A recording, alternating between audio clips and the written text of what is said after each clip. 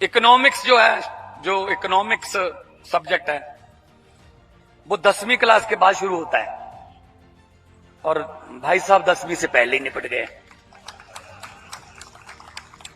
तो क्या करें, मेरा कसूर इसमें क्या है?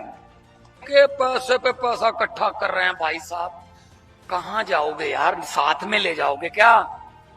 जितने मर्जी इकट्ठे कर लो, पैसे हीरे मोती, मगर ख्याल इतना रहे कफन पे जेब नहीं होती।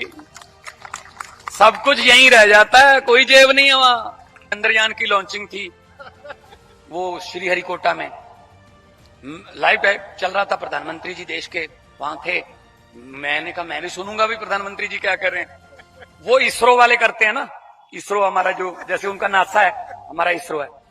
तो प्रधानमंत्री जी ने कहा कि मुझे बहुत खुशी है और मैं आपको एक और बात बतानी चाहता हूं, इसरो से मेरा पुराना नाता है। मैंने सोचा भगवंत मान, इसरो तो पढ़े लिखे लोगों का काम है यार, तो साइंस वाले आते हैं यहां, तो इधर 8वीं का सर्टिफिकेट नहीं मिल रहा, इसरो से कैसे नाता जोड़ेंगे? अब कहते जब मैं स्कूल में पढ़ता था, पढ़ाई में हाथ तंगी था, तीसरी चौथी कक्षा में पढ़ता था, हर एक टीचर सबसे पहले मुझे आके कहता था तू इसरो में बैठ, अब तू इसरो में बैठ, अब इसरो में। तो इसरो से मेरा पुराना नाता। क्या करें भाई साहब? भगवंत मान के घर पे रेड कर लो, केजरीवाल के घर पे रेड कर लो, सौरभ भारद्वाज को पकड़ लो, इसको नोटिस भेज दो, इसको नोटिस। हम ही रह गए अपराधी भाई साहब। हमने बिगाड़ा क्या है देश का? हम तो अच्छे वाले काम कर रहे थे अपने अपने। कोई वकील था, कोई मैं कलाकार था, कोई पत्रकार था, मनीष सिसोदिया जैसे। हमें क्या जरूरत थी? हमें क्या जरूरत थी राजनीति में आने की? अगर ये अच्छे निकलाते, हम कहते थे देखो भाई साहब ऐसे क्यों कर रहे हो, हम लोग इलेक्शन वाले है नहीं, आप बंद कर दो ये जो चल रहा है ना करप्शन का मामला, देश का नागरिक लूटा जा रहा है, बंद कर दो। नहीं, तुम बना दो कानून, चुन के आइए। इनको ये लगता था कि इनको इलेक्शन लड़नी नहीं आएगी, लोग इनको वोट नहीं डालेंगे, मामला खत्म। अब कुदरत ने एक ऐसा चक्कर घुमाया भाई साहब, वक्त बहुत बड़ी चीज है। हम चुन के आगे, ये हार गए। अब हम पर कह रहे हैं ये क्यों? मैंने कहा चुन के आइए पहले, चुन के आइए, फिर बाद में बात करें। के लंबे सफर को मीलों में मत बांटिए, कौम को कबीलों में मत बांटिए। एक बहता दरिया है मेरा भारत देश, इसको नदियों और झीलों में मत बांटिए। ये सभी पूरे देश से आके एक ही बिल्डिंग में पूरा देश रहता है। कर्नाटका के लोग भी उसी बिल्डिंग में रहते हैं, उसी सोसाइटी में रहते हैं, पंजाब के भी, बिहार के भी, यूपी के भी, हिमाचल के भी, सारे रहते हैं, पूरा देश रहता है यहां। तो इसलिए इनको अब डर हो रहा है। अब अरविंद केजरीवाल पर हर रोज कोई ना कोई, ये करो, ये कारण बताओ, ये क्यों नहीं करते, ये नहीं आप ले सकते, आपकी सिक्योरिटी कम करो, ये करो। ऐसी बातों पे उतर गए भाई साहब। सिर्फ अच्छा वो शरेआम पैसे बांट रहा है प्रवेश वर्मा, क्या नाम है उसका, हाँ, तो वो दिखता ही नहीं है, नजर ही नहीं आता इनको। वो ट्वीट करके पैसे बांटता है कि आज मैं यहां पे पैसे बांटूंगा, तो उसका तो ध्यान नहीं है। भगवंत मान के घर पे रेड कर लो, केजरीवाल के घर पे रेड कर लो, सौरभ भारद्वाज को पकड़ लो, इसको नोटिस भेज दो, इसको नोटिस। हम ही रह गए अपराधी भाई साहब। हमने बिगाड़ा क्या है देश का? हम तो अच्छे वाले काम कर रहे थे अपने अपने।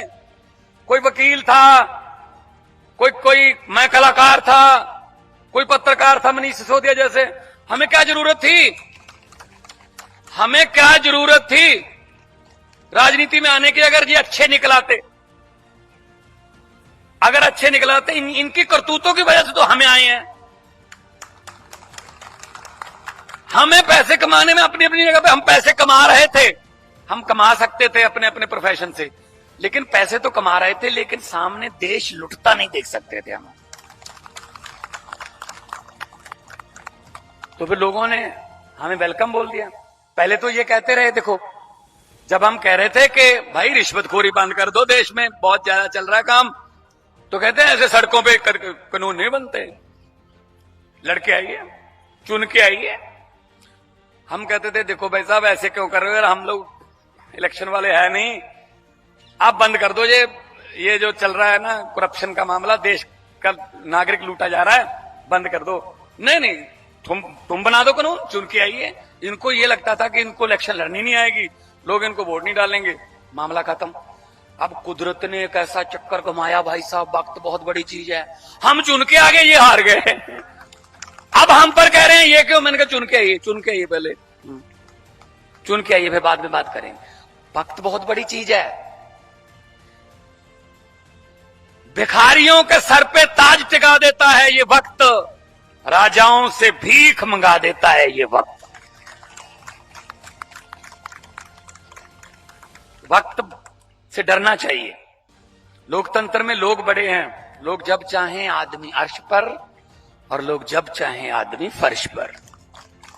बड़े बड़े उतारे हैं लोगों ने,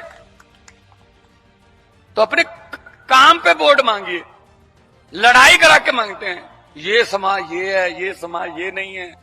पार्लियामेंट में डिबेट चल रही थी, एक बार मैं एमपी था, तब बोल रहे थे 1-1 घंटा 2-2 घंटे, ये समाज वो नहीं है, ये समाज ये नहीं है, वो नहीं है, वो नहीं। मैं सुन रहा था, तो मैंने कहा जी मैं भी बोलूंगा।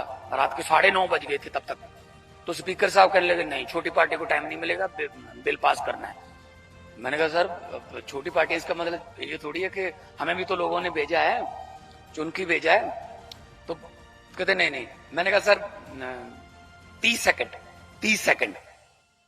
स्पीकर साहब ने कहा 30 सेकंड। मैंने कहा 30 सेकंड में क्या बोलोगे? मैंने कहा इनके 2-2 घंटे के भाषण, मेरे 30 सेकंड। कहते 30 सेकंड में क्या बोलोगे? मैं चलो फिर ऐसा करते हैं 20 सेकंड कर दो। 20 सेकंड। मैंने कहा हाँ। कहते चल ठीक है, आपका समय शुरू होता है अब। मैं खड़ा हुआ, मैं कहा धन्यवाद जी। मैं तो यही कहूंगा कि लंबे सफर को मीलों में मत बांटिए, कौम को कबीलों में मत बांटिए। एक बहता दरिया है मेरा भारत देश, इसको नदियों और झीलों में मत बांटिए। बैठ गया मैं। कहते अभी तो 12 सेकंड ही हुए हैं। मैं कहा 8 सेकंड अगले भाषण के लिए रख लेना सर। अरे बोलना है दिल से तो 20 सेकंड ही बहुत होते हैं, वरना 2-2 घंटे के भाषण देते रहो। जब दिल से ही नहीं बोलना, जो मर्जी बोलते रहो। इसीलिए इनको ये डर लगता है कि ये सच्चे बंदे हैं। देखो अच्छे दिनों का तो मुझे पता नहीं कब आएंगे, लेकिन मुझे इतना पता है कि दिल्ली में चौथी बार अरविंद केजरीवाल है, सच्चे दिन आने वाले।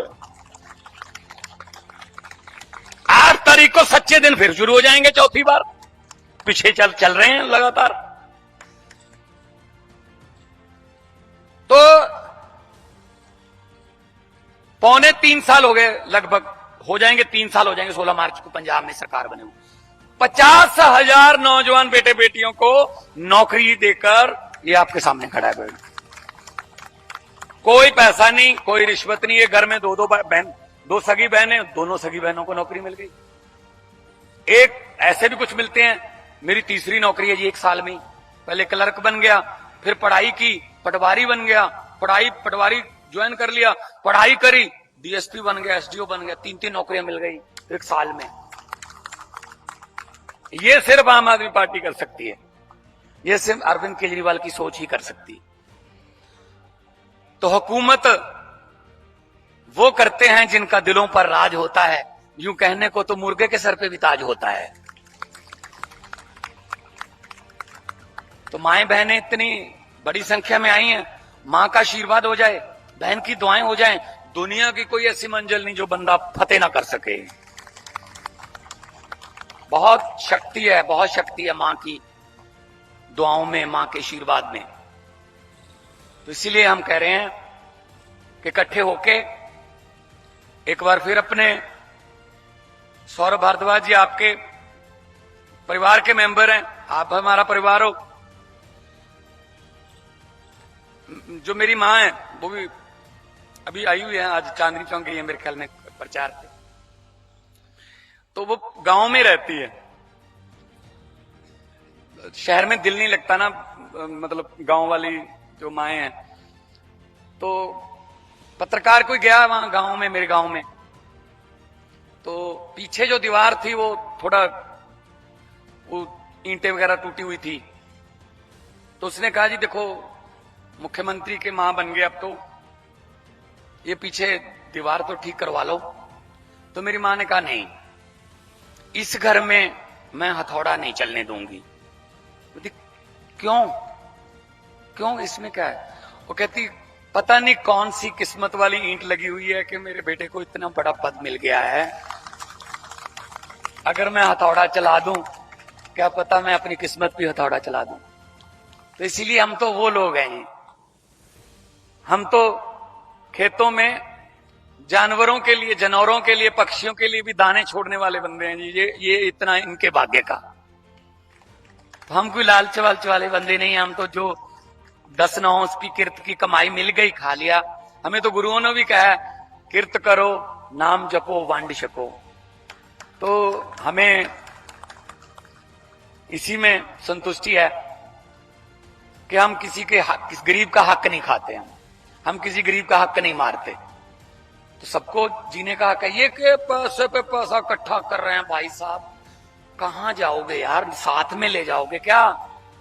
जितने मर्जी इकट्ठे कर लो, पैसे, हीरे, मोती, मगर ख्याल इतना रहे कफन पे जेब नहीं होती। सब कुछ यहीं रह जाता है, कोई जेब नहीं है वहां। तो क्यों गरीबों के बद दुआएं ले रहे हो? हम तो हर रोज दुआएं लेते हैं। तो इतना प्यार आप लोग दे रहे हो। ये देख लो फूलों मेरे को, ये पिछली विधानसभा से पूरी पगड़ी फूलों से भरी रहती है, गाड़ी फूलों से भरी रहती है। इसका कोई मूल्य नहीं भाई साहब, इसका किसी करेंसी में कोई कीमत नहीं डाल सकता कोई बंदा। मैं तो सोचता हूं ये तो भगवान कोई पुराने जन्म के पुण्य ही सामने लेके आ रहा है। आज के जमाने में नेताओं को फूल, ये तो थोड़ा हैरानी वाली बात लगती है। दूसरी तरफ वो बीजेपी वाले हैं, कांग्रेस वाले हैं, उनके साथ हाथ मिला के बाद में उंगलियां गिननी पड़ती हैं, पूरी हैं या ले गए एक आध। और उंगलियां ना ले जाएं, छांप छल्ला तो ले ही जाते हैं भाई साहब, खाली तो जाते नहीं है घर पे ना, आदत नहीं है ना। सही है ना? तो मुझे पत्रकारों ने पूछा कि हम एक रैपिड फायर है दौर उसका नाम, तो उसमें हम आपके सामने कुछ नाम लेंगे, आप कुछ भी बता देना उनके बारे में, जो भी आपके दिमाग में अभी आए। मैंने कहा पूछ लो। बोले कैप्टन अमरिंदर सिंह।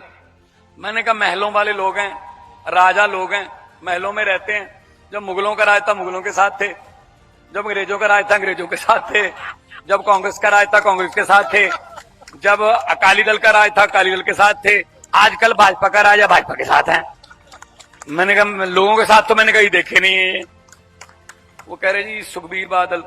मैंने कहा जी पहाड़ों वाले स्कूलों में पढ़े हैं, ना पंजाबी बोलनी आती है, ना लिखनी आती है, ना समझनी आती है, लेकिन पंजाब के वारिस बनना चाहते हैं, ये हो नहीं सकता। बोले जी नरेंद्र मोदी। मैंने कहा किसी बात को किसी बात से जोड़ के इकट्ठा करके कहते हैं इससे मेरा पुराना नाता है, गारंटी भी देते हैं साथ में। कहते कैसे बताइए? मैंने कहा